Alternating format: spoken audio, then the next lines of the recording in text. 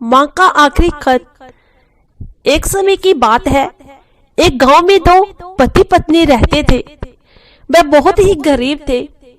बहुत सालों के बाद उनके घर में एक बेटा हुआ। अपने बेटे को देखकर खुशी का कोई ठिकाना ना रहा। एक दिन खेलते खेलते रमेश नीचे गिर गया और उसकी आंखों में चोट लग गई। उसकी माँ तुरंत डॉक्टर के पास गई। डॉक्टर ने जब देखा तो उसने कहा कि अब आपका बेटा कभी देख नहीं सकता। एक आंख उसकी खराब हो गई है, अब वह एक आंख से ही देख पाएगा। तो उसकी माँ रोने लगी और डॉक्टर से कहने लगी कि डॉक्टर साहब, कोई तो उपाय होगा, चाहे कुछ भी कीजिए, लेकिन मेरी लल्ला की दोनों आंखें ठीक कर दीजिए ताकि वह दोनों आंखों से देख पाए। तो तब डॉक्टर ने कहा कि हाँ, एक रास्ता है। अगर आप लोगों में से कोई अपनी एक आंख दे दो तो आपका बेटा देख सकता है।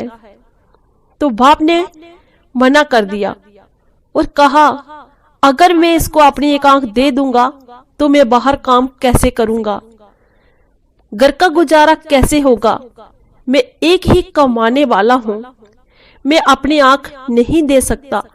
तो उसकी माँ ने कहा कि डॉक्टर साहब, आप मेरी एक आंख ले लीजिए ताकि मेरा बेटा अपनी दोनों आंखों से देख सके, लोगों की बातें ना सुननी पड़े। मेरी एक आंख चली भी जाएगी तो भी कोई बात नहीं, मैं दूसरी आंखों से देख लूंगी। और अपने बेटे को अपनी एक आंख दे दी। अब रमेश स्कूल जाने लगा और उसकी माँ उसे रोज छोड़ने जाती थी। एक दिन बच्चों ने रमेश की माँ का मजाक उड़ाना शुरू कर दिया। कहने लगे, तेरी माँ कानी है, एक आंख से देख नहीं सकती, उसे देखकर हमें बहुत डर लगता है। वह बहुत भला बुरा कहने लगे। रमेश घर गया और अपनी माँ से कहने लगा कि माँ, तुम कल से मुझे स्कूल छोड़ने नहीं जाओगी। तो माँ ने पूछा, क्या हुआ मेरी लल्ला, मैं कल से तुझे स्कूल छोड़ने क्यों नहीं जाऊंगी। तो उसने कहा कि माँ, मैं अकेले स्कूल जाऊंगा। माँ, तुम्हें देखकर बच्चे मेरा मजाक उड़ाते हैं, मैं तुम्हें अपने साथ लेकर नहीं जाऊंगा। माँ ने कहा, कोई बात नहीं बेटा, तू अकेले जाना, मैं तेरे पीछे पीछे चलूंगी, तेरे साथ ना सही नहीं चलूंगी। इससे तेरा मजाक भी नहीं उड़ाएंगे और मुझे तसल्ली रहेगी कि तुम सही सलामत स्कूल पहुंच गई हो। इसी तरह से वह रोज स्कूल छोड़ने जाती थी। एक दिन रमेश के पिता का देहांत हो गया। समय बीतता गया। अब रमेश बड़ा हो गया था। अब उसे पढ़ाई करने के लिए बाहर जाना था। माँ लोगों के घरों में काम करती और रमेश को पढ़ा लिखा कर बहुत बड़ा आदमी बना दिया। रमेश की नौकरी लग गई। अब वह रमेश कलेक्टर बन गया था। एक दिन माँ को अपने बेटे की चिट्ठी आई। उसमें लिखा था, माँ, मैं कलेक्टर बन गया हूँ। माँ बहुत खुश हुई। वह लोगों से कहने लगी कि अब मुझे किसी के घर में काम करने की जरूरत नहीं है। मेरा बेटा बहुत बड़ा आदमी बन गया है, बहुत बड़ा अफसर बन गया है। समय बीतता गया। रमेश कभी घर नहीं आया। फिर बहुत सालों के बाद माँ को चिट्ठी आई। उस चिट्ठी में लिखा था कि माँ, मैंने शादी कर ली। चिट्ठी पकड़कर माँ, मैंने शादी कर ली। माँ उदास हुई कि मेरे बेटे ने शादी कर ली और मुझे बुलाया तक नहीं। बुलाना तो दूर और बताया तक नहीं। हमेशा की तरह वह लोगों के घरों में काम करती, अपना गुजारा करती। फिर कुछ सालों के बाद रमेश की चिट्ठी आई। उसमें लिखा था कि माँ, मैं पापा बन गया हूँ, मेरा एक बेटा भी है। माँ तो माँ होती है। माँ सारे गिले शिकवे भूलकर बहुत खुश हुई। चिट्ठी पर दिए हुए एड्रेस पर चली गई। वह ढूंढते ढूंढते वहां पहुंच गई तो गेट के अंदर जाने लगी तो सिक्योरिटी गार्ड ने रोक लिया और कहा, कहाँ जाती हो? तो वह कहने लगी कि ये मेरे बेटे का घर है। उस बुढ़िया ने कहा कि मेरे बेटे का घर है, जहाँ मेरा बेटा रहता है, मैं उसकी माँ हूँ। तो सिक्योरिटी गार्ड हंसने लगा। इतने बड़े अफसर की वह गरीब माँ और कानी ये नहीं हो सकता। अगर आप उसकी माँ होती तो उसके घर में रह रही होती। वह कहने लगी, नहीं, जी मेरे बेटे का घर है। काफी देर तक उनसे बात करती रही।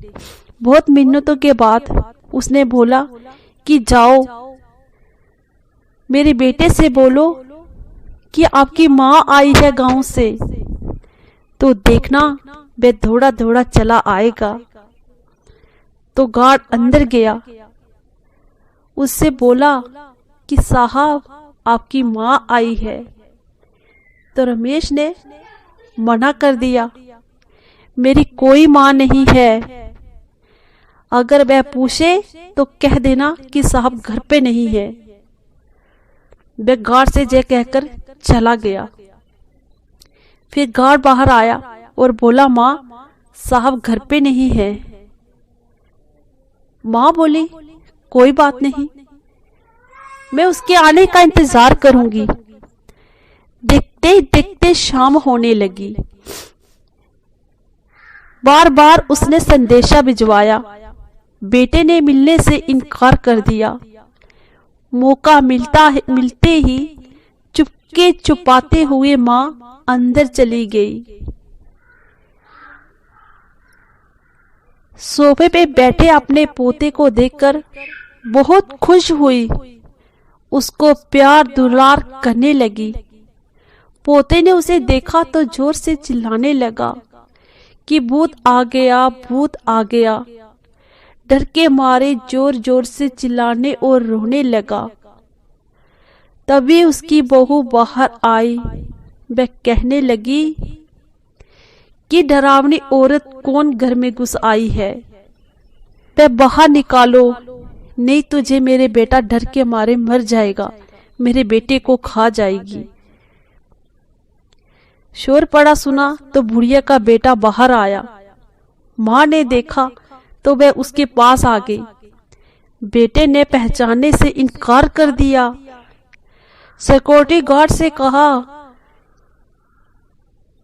उससे कहा कि ये बुढ़िया कैसे अंदर आ गई, बाहर निकालो इसको।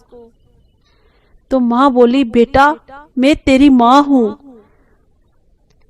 तू मुझे बाहर निकालेगा? मैं उससे भला बुरा कहने लगा।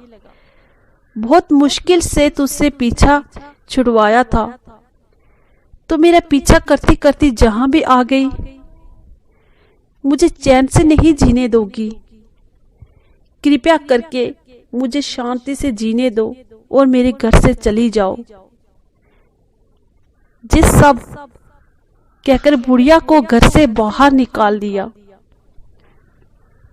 बुढ़िया माँ घर से बाहर जाते ही उनके स्टोर रूम में जाकर पंखे के साथ लटक के आत्महत्या कर ली।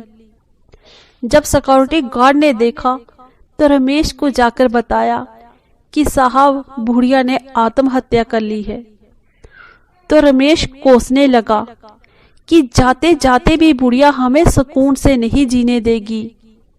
जब रमेश अपनी माँ के पास पहुंचा तो देखा उसने अपने पल्लू में एक चिट्ठी लिखकर बांधी थी कि बेटा, मैंने सारी उम्र तेरे सहारे जी, इसी उम्मीद में कि मेरा बेटा जब बड़ा हो जाएगा तू मेरा सहारा बनेगा। मुझे तेरे साथ, तेरे परिवार के साथ, तेरे सहारे के साथ रहना था।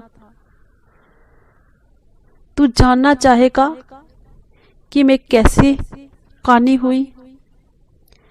जब तू छोटा था, खेलते खेलते तुझे चोट लग गई, तेरी एक आंख खराब हो गई। डॉक्टर ने कहा ये देख नहीं सकता, तो मैंने तुरंत अपनी एक आंख दे दी कि मेरा बेटा जिंदगी भर खाना नहीं रहेगा, लोगों की बातें, लोगों के ताने नहीं सुनेगा। तेरे हिस्से की बदसूरती मैंने अपने हिस्से में ले ली, पर तुझ पे आंच नहीं आने दी।